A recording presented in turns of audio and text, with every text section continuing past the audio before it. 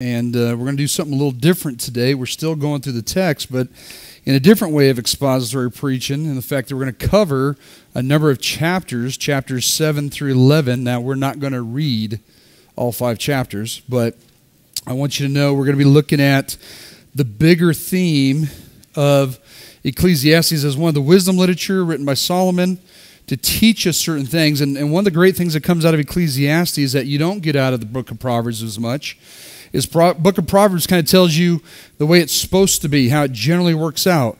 Ecclesiastes, I told you at the beginning, kind of gives you the exceptions to the rule.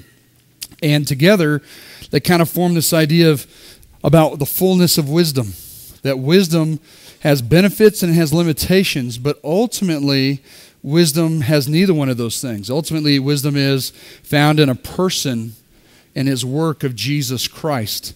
And that all the fullness of everything that we need is to be found in Jesus Christ alone.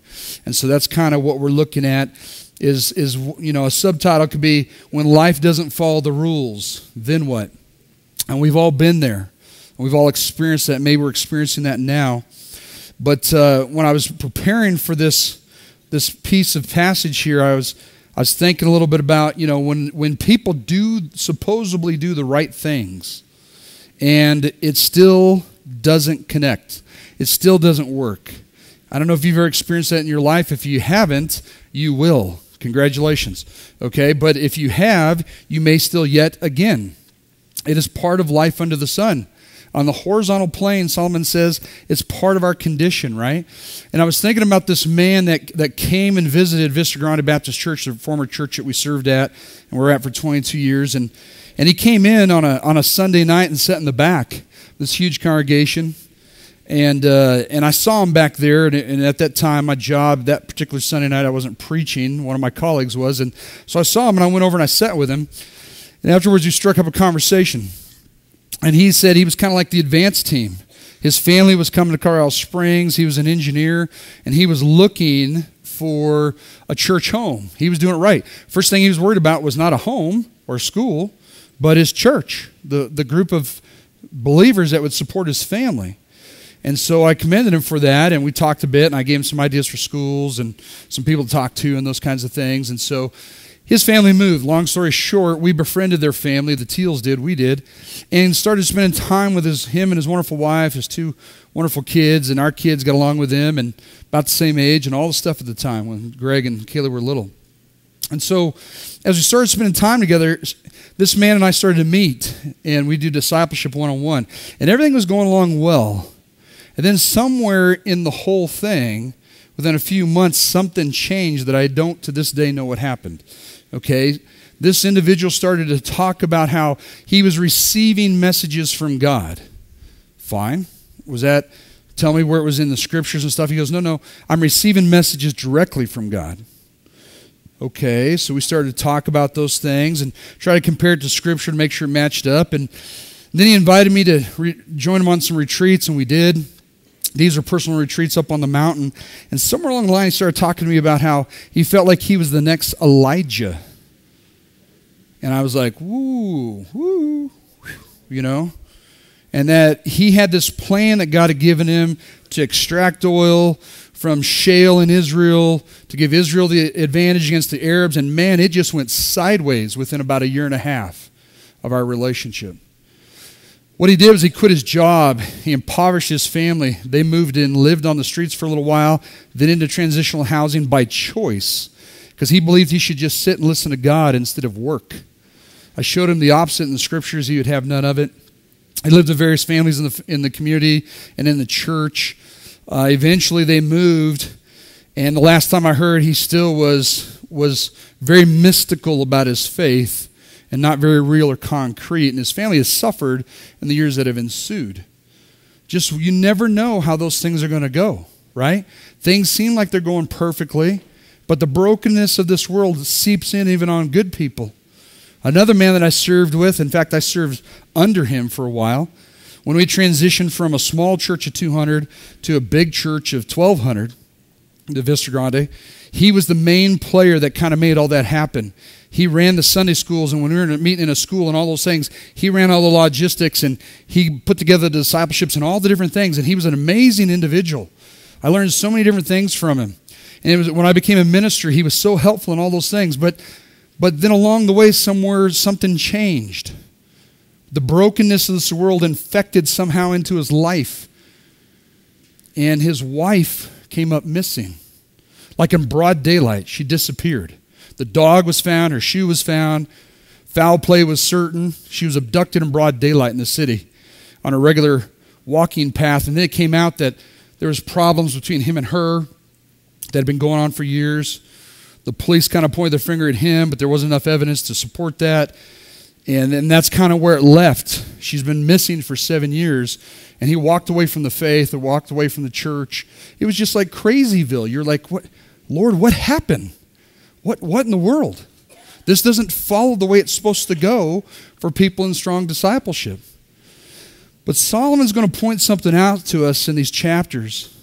He's going to point something out to us that wisdom teaches us that God's made a design for everything. These are the 4 points. God's made a design for everything.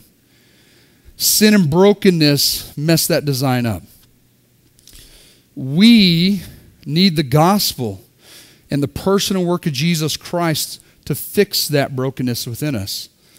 And then once we have Jesus Christ restores us. He's the remedy that restores us to being the wise kind of people that live according to God's design. But anytime we take a moment to walk away from Jesus, we put ourselves in harm's way. Okay? So I want us just to look at a couple things. First of all, where life has, God's got a design for everything in this world. You got to remember, Solomon's looking with eyes of skepticism.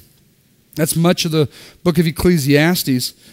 And he says that God's got a design for everything in these chapters. Living in this design is what the wisdom literature calls a life of wisdom. And living in this pattern and respecting God's design and living according to it kind of protects us from those evils. But not always, because ultimately the brokenness of this life seeps in. So look at it with me in Ecclesiastes chapter 7, the first of our chapters, verse 12. Ecclesiastes chapter 7, verse 12. And this is what it says in the NIV. Wisdom is a shelter as money is a shelter. But the advantage of knowledge is this. Wisdom preserves those who have it. The ESV translates that word shelter, that wisdom is a protection. It is a guard. And so Solomon kind of tells us that wisdom is living according to God's design. When a minister says, we want you to study the Word of God, we want you to pick it apart, we want you to read it and try to synthesize it together, we want you to see how the parts interplay. When I preach through the Old Testament for one book and then the New Testament for another and do some topical stuff in between, all that's designed to give you a big picture of how God works through all of His plan and how it all connects. And that when it all connects and everything's the way it's supposed to be, that design is right, then we are blessed when we live according to that. It acts as a protection when we live this way. It preserves our lives, Solomon says. Whereas living against God's design is foolish because it threatens our lives. When we live according to our own way, our life is shorter and more painful, right? I've said from the pulpit before that I've said to my kids, life is tough. And it's even tougher when you're stupid. Because it's true. Life's going to be tough if you do everything right.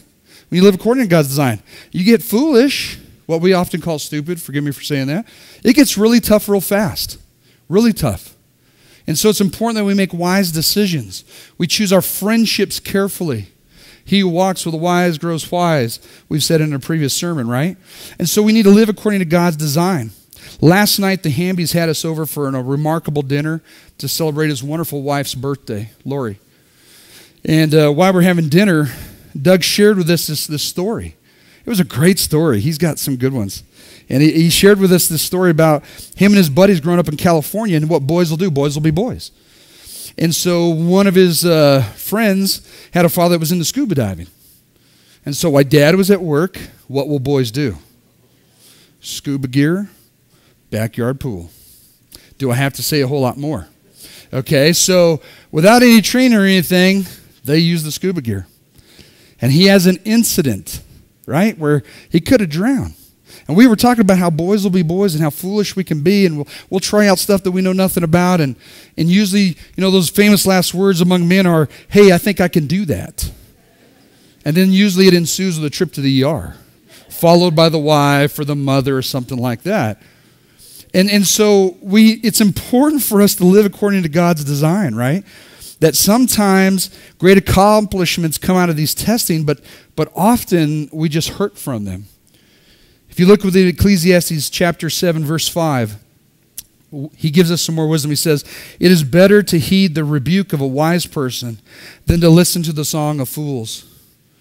Mark Deaver, in his great sermon called The Ungodly about Ecclesiastes, says that we should listen to the hard truths of close friends and brothers that are willing to challenge our thinking and not just go along with the yes men in our lives. That when we go along with the yes men or women in our lives, it often undoes us because we don't have anybody to check and balance our own sinful nature. We need to surround ourselves with wise people, right? That Solomon says, heed the rebuke of a wise person than to listen to the song of fools. He gives us a lot of different points of how to live our lives in wisdom, right? Give you a little sampling.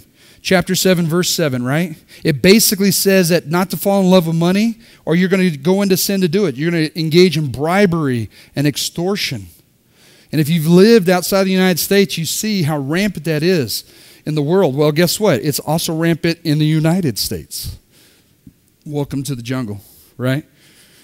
He goes on to say in chapter 7, verse 8, that we're to be kind instead of angry. Patient instead of prideful. In chapter 7, verse 9, he says, be kind instead of angry. These seem like simple things, but in practice, they're not so simple, are they? It's tough to give up our sense of self to look out for the needs of the other person. And then do not desire or pine away for the good old days, right? Chapter 7, verse 10. We were talking something about this last night. How many of you have ever been guilty of saying, hey, I remember the good old days? I got to raise 2 hands, okay? Been guilty of that.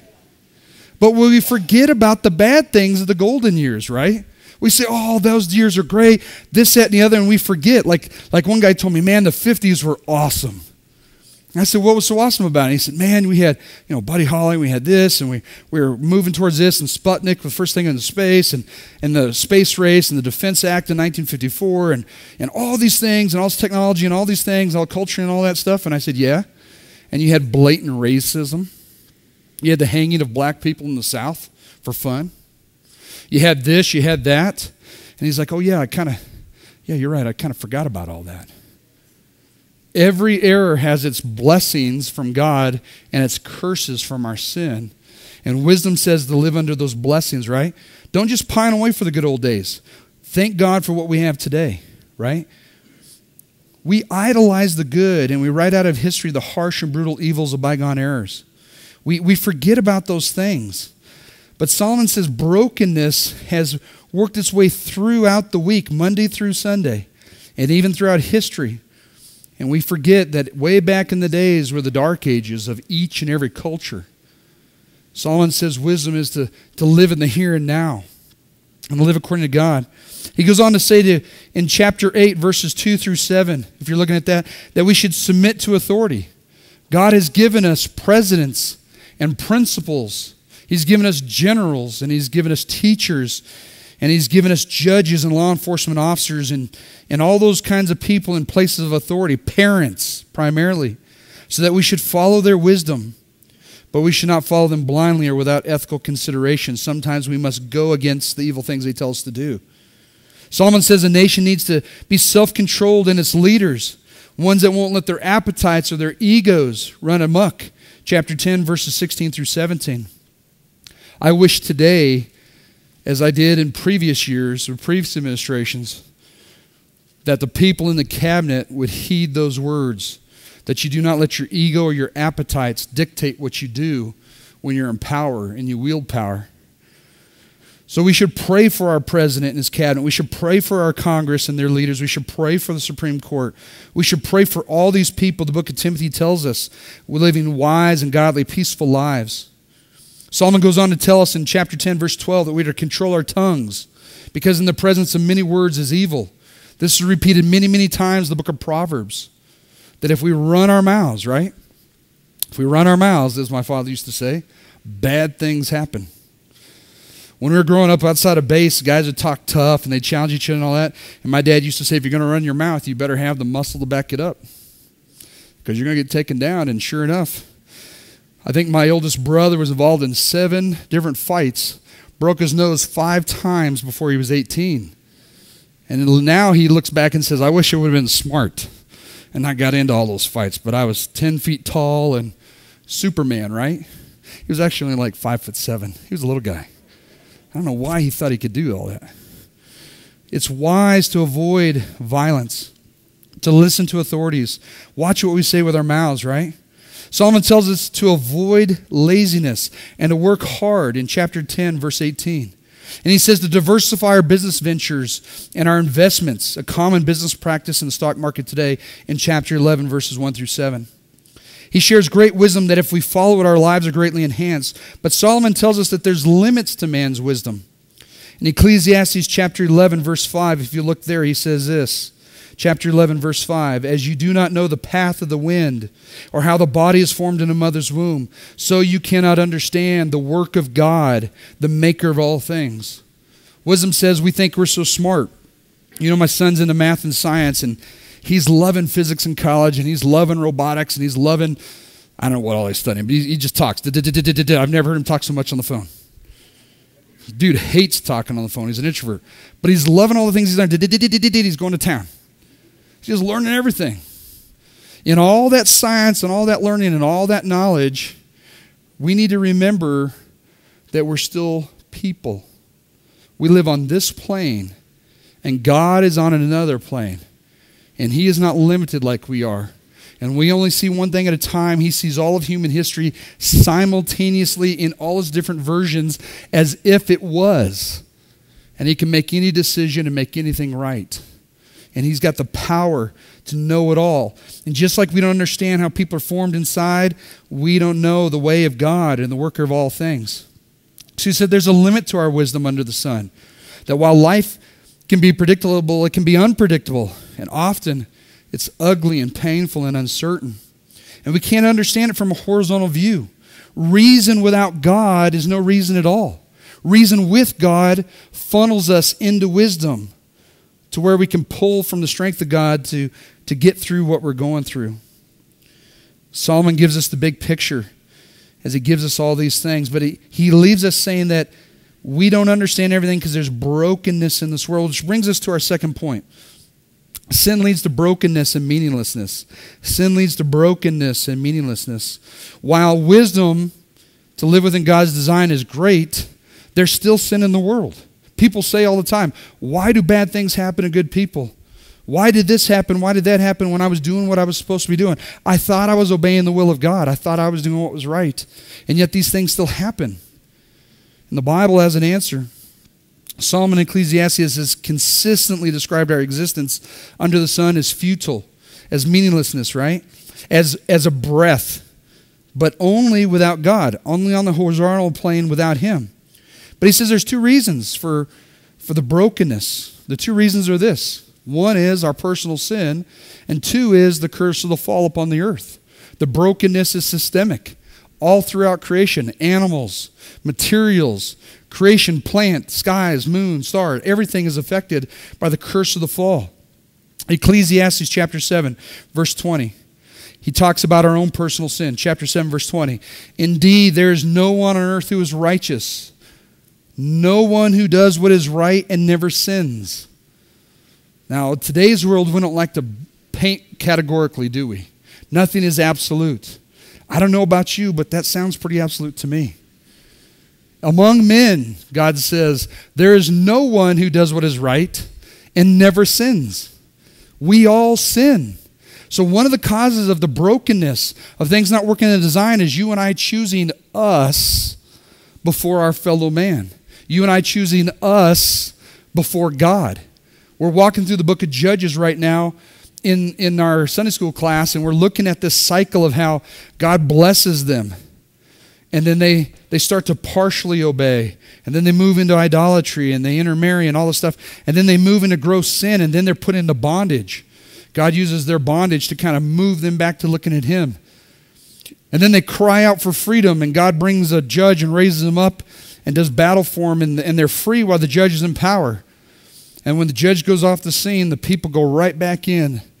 And the biblical text says that they are worse. They're more corrupt afterwards than they were at the beginning. They do not thank God, Romans 1 says. They do not appreciate God. And we fall into that. So our own sin. Ecclesiastes chapter 7, verse 29 adds to it. This only have I found, Solomon says, God created mankind upright. He made us perfect. But we've gone in search of many schemes. It has that idea of shifty eyes. It has that idea of scheming, of doing what is wrong, of looking out for number one, me. God made Adam and Eve perfect. And guess what? They broke the system. They broke the system.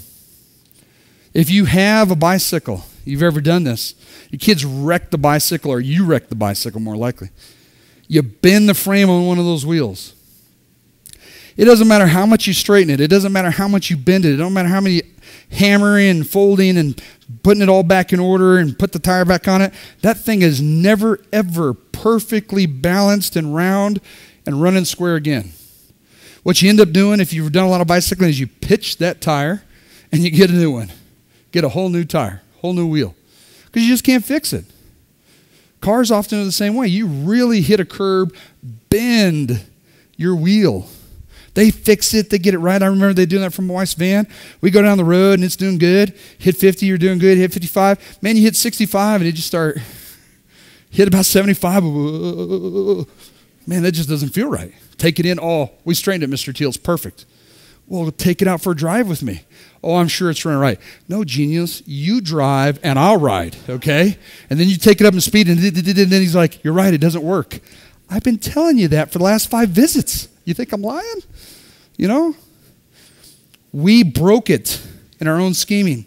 The word for mankind is the word Adam in the Hebrew. And we go after our own life.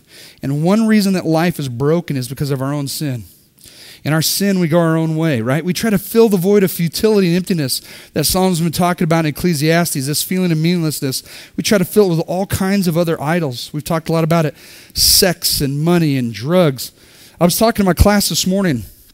Do you realize that the opioid addiction issue that we have in the United States right now, for which the U.S. is forming its task force, the presidential task force on that 3 states are looking at legalizing opioid use, heroin, and other forms of opioids in certain sanctuary cities because the epidemic is so high and so bad. They don't believe they can get it under control. It cost our nation almost $80 billion last year alone in lost work time, health issues, ER visits. Doctors will describe it as people come to the ER, we stabilize them, we send them home, and we see them 2 or 3 days later doing an overdose again. Montrose, Colorado has started to develop and plan for a task force for heroin use in your backyard and mine. I got that straight from the sheriff. It's a real issue. These are real things. And we try to fill that void with other things, right? We were talking about transgender issues. These are real life issues that the Bible addresses. You don't hate a person that's transgender.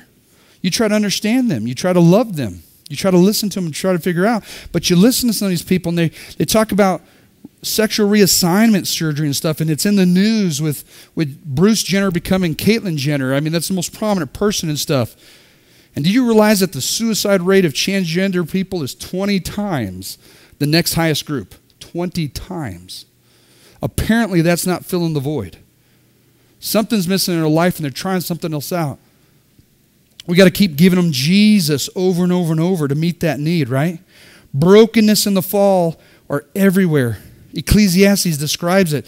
Chapter 7, verse 13, and chapter 1, verses 13 through 15. He explains that because of our rebellion against God, the curse, the fall has consumed our world. It's imperfect. It's under the curse. It's broken, and it cannot be fixed completely in this life. Jesus at the second coming will come again, and he will destroy the earth and the heavens, and he will create a new heaven and a new earth, and then and only then everything will be perfect. In the meantime, we labor under his grace and his love and his mercy, and we do the best that we can with him. We talked about it last week when we talked about how to handle adversity. What's it say in chapter 7? Consider God and what he has done. Verse 13. Who can straighten what he's made crooked? God cursed us because of our rebellion and sin against him, and then that's where the fall comes from. It affects everything. But then he didn't leave it there, right? He didn't leave it there. He sent Jesus Christ to redeem us from the effects of the fall. But it was our self-imposed consequences that we live under now, and it's very tough. You know, I felt this sting yesterday big. I woke up. You ever do this? I woke up, I had a perfect morning. You ever have a perfect morning? My wife and I were getting along, had a good conversation. I didn't say anything wrong. You'd be so proud of me. I didn't say anything wrong at all. According to Kim, I was so happy. She's such an easy person to please. Me and the kids are getting along, had a nice breakfast, started getting going. Everything was going great. I said, wow, my lawn's really grown. I haven't mowed it. I got to get it done. Pulled out the lawnmower. Woom, woom, woom, woom. Play with the choke, play with the stuff. Nothing. Messed with all kinds of stuff. It's not working. Finally, I figured, okay, great. I got to fix this thing. So I get on YouTube. Praise God for YouTube. Watch some dude in England somewhere breaking my motor down, my Briggs & Stratton engine, breaking it down, cleaning it out, these little jets, the float bowl, all this stuff I don't even get. So I get my carburetor cleaner, my WD-40, I'm doing the whole thing. Okay, I'm in the middle of the job and I'm missing something, so I run downtown. Now, my daughter's at volleyball. I got to make it to her game by 11:30. It's going to work, God. It's all going to make it. On the way down to town, man, I'm feeling this heat coming out of my truck. I smell it. Something isn't right. I stop. I look underneath, and one of my seals on my rear axle has exploded. Ball bearings are gone. I have gear oil all over the place. I go limping into Big O. They put it up on the rack, and they say, dude, your whole rear end's got to be replaced. You've warped the shaft. Well, that sounds expensive. What are we talking about, $600? $15 minimum, Chief. It's like, are you choking on something, Mr. Teel? No, I'll be okay. Just give me a minute. So my lawnmower's at home. I got to get to my daughter's game. My truck, I love my truck. It's up on a rack in Big O right now. Can't get the part till next week, if we can get the part for the price we want at all. Don't make it to my daughter's game. By the time I button everything up to make it to Hamby's, I barely get the lawn mowed. Just things fall apart. It's just life under the sun, right? You guys know what I'm talking about. You've had your own experience of those things. It's brokenness. Wisdom says live within God's design, but even when we live within God's design, things still go wrong. Even when we do everything right, the brokenness of the world makes things go wrong. And so part of life under the sun is being mindful of that and accepting that and trusting God through that, right? Which brings us to our third point. Our third point is that Jesus is the remedy, right? Jesus is the remedy for what we have. He's the one that does something for us. He's the one that fixed that brokenness. Jesus, God doesn't leave us in that brokenness. Even though we're trying to live within wisdom and He gives us His wisdom and His law and all those things, we're still having a hard time. He recognizes the pain of His people, and He sends His Son. And He sends His Son to be what? One of us. John chapter 1. In the beginning was the Word, and the Word was with God, and the Word was God. He was with God in the beginning. And then you kick down to verse 14, and He became flesh. God became flesh and dwelt among us.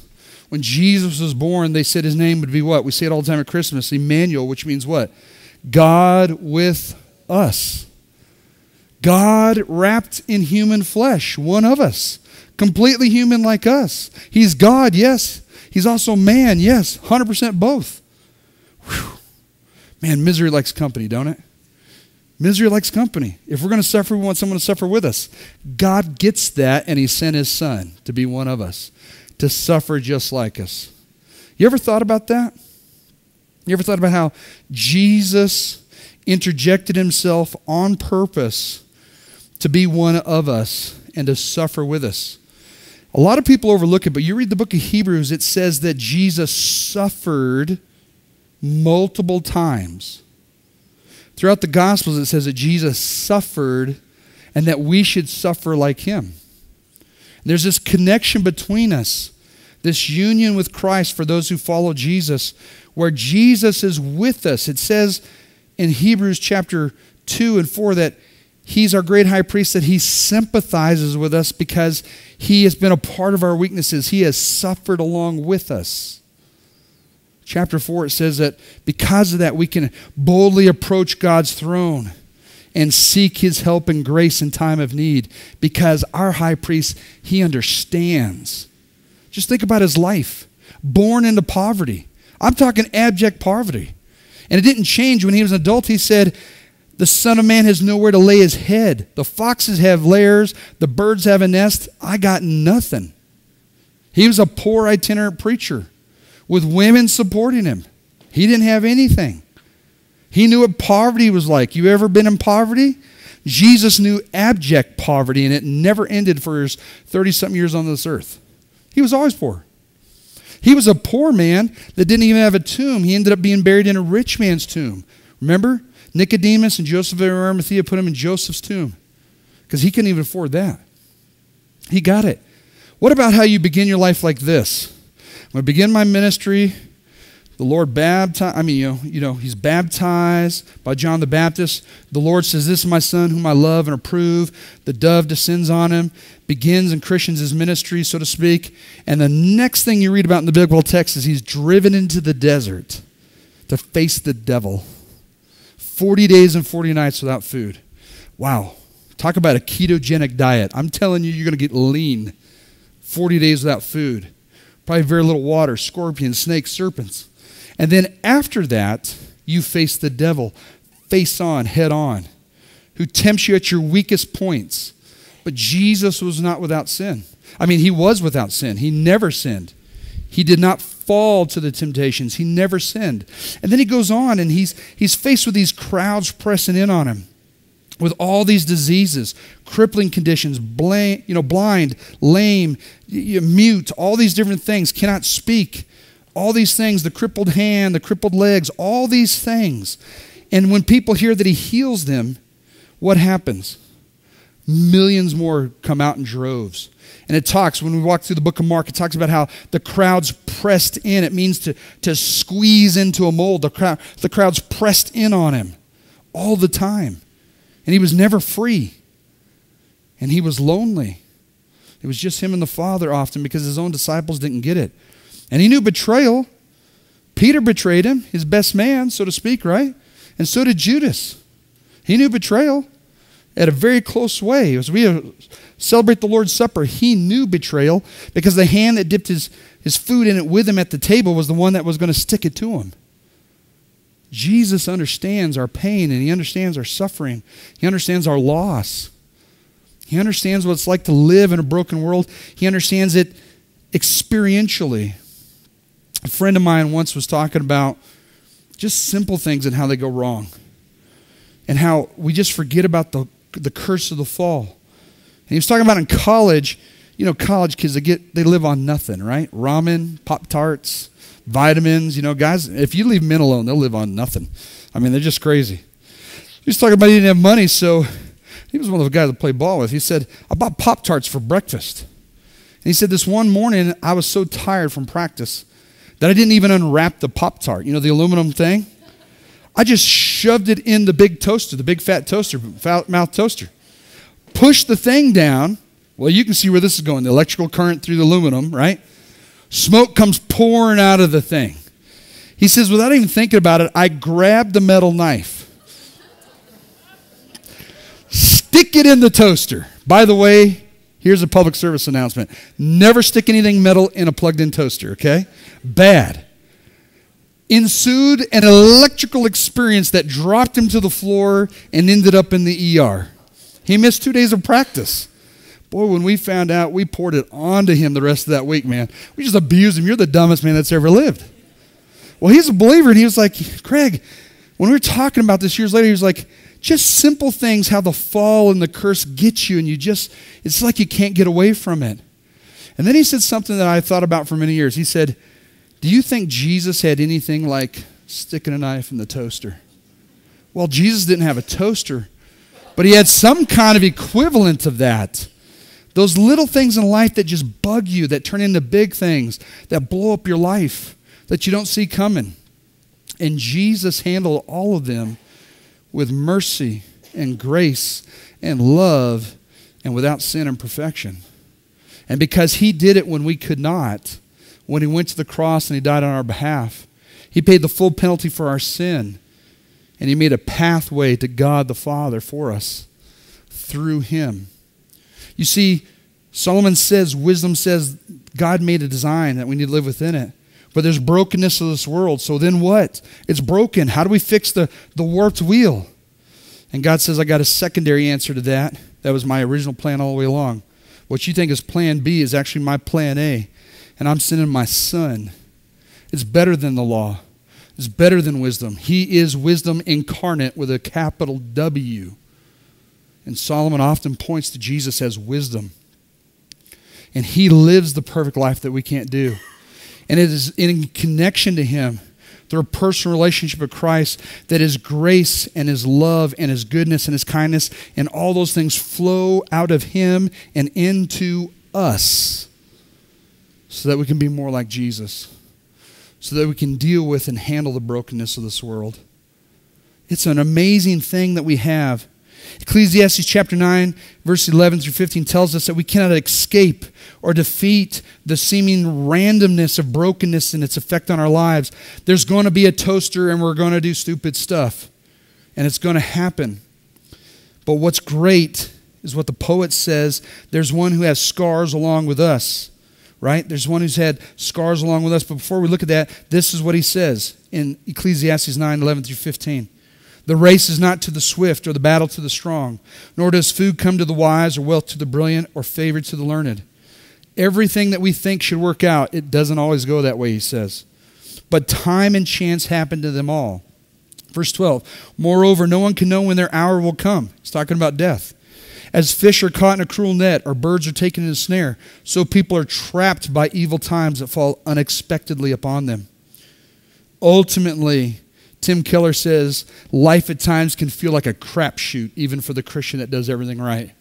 You just don't know where the next hit's coming. But Jesus does. And he has been there before, and he has survived it before. And he will get us through what we're going through. And he will bless us in ways that we have no idea how he does it, if we will just sit into him. And so listen to this poem by Edward Shalito. Okay, it's called Jesus of the Scars. If we never have sought, we seek thee now, God. Thine eyes burn through the dark, our only stars. We must have sight of the thorn pricks on thy brow. We must have thee, O Jesus of the scars. The heavens frighten us. They are often too calm. In the universe we seem to have no place. Our wounds are hurting us. Where is the balm? Lord Jesus, by thy scars we claim your grace. If when the doors are shut, you draw near, only reveal those hands, the side of which you gave. We know today what wounds are, and so we have no fear. Show us your scars.